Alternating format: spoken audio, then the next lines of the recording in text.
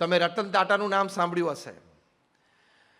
2008માં જ્યારે તાજ અને ઓબેરોય ઉપર આતંકવાદી હુમલો થયો પછી એમણે જે એમના કર્મચારીઓ મર્યા એના પરિવારજનો માટે જે કર્યું છે,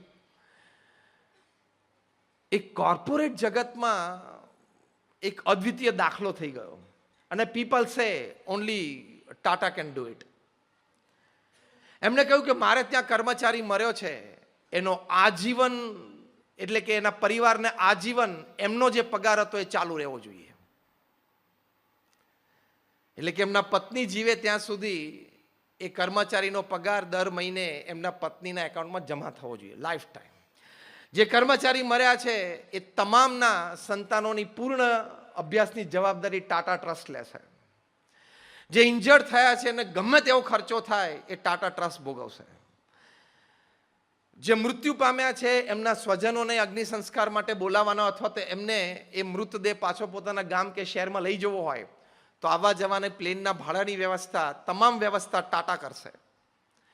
એ લોકો લેવા માટે આવે તો 1 રાત 2 રાત એમને રોકાવાનું થાય તો ટાટાની હોટલ્સમાં એ લોકોને 5 સ્ટાર હોટલમાં બધી ફ્રી સર્વિસીસ મળશે. જે મૃત્યુ પામ્યા છે એના પરિવારમાંથી એક વ્યક્તિને તાત્કાલિક એ યોગ્યતા હોય, એટલે કે ઉંમરની દ્રષ્ટિએ, બાકી બીજી કોઈ યોગ્યતા નહીં, એ ઉંમર હોય તો તાત્કાલિક ગમે ત્યાં એને ટાટામાં જોબ શરૂ થઈ જાય અને એને લાઈફ ટાઈમ જોબ. શું એથિકલી વ્યક્તિ વાત કરે છે. રતન ટાટા પોતે ઇન્ટરવ્યુમાં બોલ્યા કે if I have decided to spend 500 crores to rebuild Taj, I have to spend another 500 crores to rebuild the lives of the families of my employees who have passed away.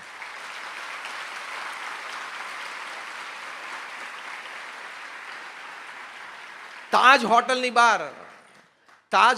બહાર footpath રોડની સામે footpath પર એક hawker એટલે લારીવાળા, તેની નાની 3 વર્ષની દીકરી લારીમાં બેઠેલી, એને પગમાં 3 બુલેટ વાગેલી. કારણ કે આ તો ઊંધાધૂંધ છૂટતી હતી બુલેટ AK-56માંથી, એટલે બારી દરવાજા ખુલ્લા અથવા તો બારીઓ તને વિધિન સામે જતી રહે. તે નાની 3 વર્ષની બાળકીને 3 ગોળી પગમાં વાગેલી. એમને હોસ્પિટલમાં દાખલ કરેલી અને સિરિયસ એ નાની બાળકી. રતન ટાટાને રાત્રે 11 વાગે સમાચાર મળ્યા. જે દિવસે લગભગ એમણે 20 થી 25 જેટલા ફ્યુનરલ્સ અટેન્ડ કરેલા. દરેક કર્મચારીની અંતિમ વિધિમાં હાજર રહેલા. 72 વર્ષની ઉંમરે. એમને રાત્રે 11 વાગે જ્યારે આરામમાં જતા હતા, સખત થાક, ત્યારે એમના સેક્રેટરી સમાચાર આપ્યા કે આવો એક પ્રસંગ બન્યો છે. રતન ટાટાએ તરત જ રીચેન્જ એટલે કપડાં ચેન્જ કરીએ કે let's go to the hospital. એમના સેક્રેટરીએ કીધું કે સર આપણે કાલે જઈ શકીએ છીએ. I want to go now. મારે દીકરીને જોવા જવું છે.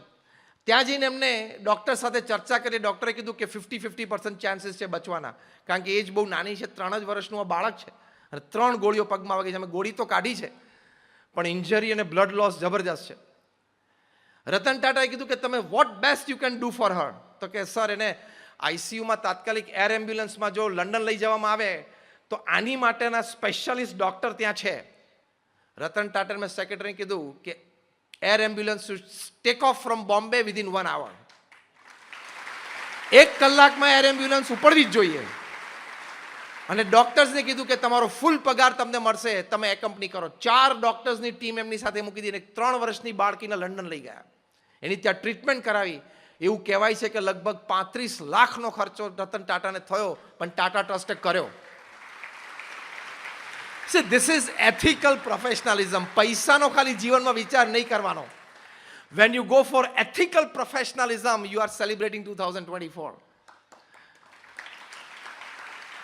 એક બહુ સરસ કોન્વોકેશન ડેમાં રતન ટાટા બહુ સરસ બોલેલા. બી સ્કૂલનું કોન્વોકેશન ડે હતો, એમાં બોલ્યા હતા. યંગ બધા MBAs થયેલા, એ બધાને કહેલું કે now you will step into the professional world. Next 30-40 years you will have a wonderful career. પછી એમને બહુ જ સરસ વાત કરી, જે શબ્દો મને બહુ જ પ્રિય છે. રતન ટાટા બોલ્યા કે at the end of your corporate career or during that, never count your success on the amount of money that you have in your bank account.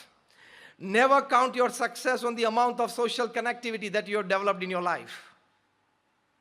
Never count your success on the fame and the prestige that you may get in your life. Count your success on the number of lives that you have enriched in your journey as a human being upon this earth. એ તમારી સફળતા છે.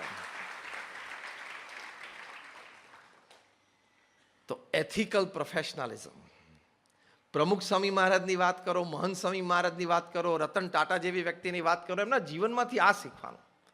કોઈનું પણ અહિત થાય એવો વિચાર મને ક્યારેય નથી આવ્યો. લાખો લોકોના સંપર્કમાં રહીને પ્રમુખ સ્વામી મહારાજ આ ભાવના રાખી શક્યા. તો કેવડી મોટી આ વાત કહેવાય. આપણે પણ આ ભાવનાથી જ ચાલવાનું.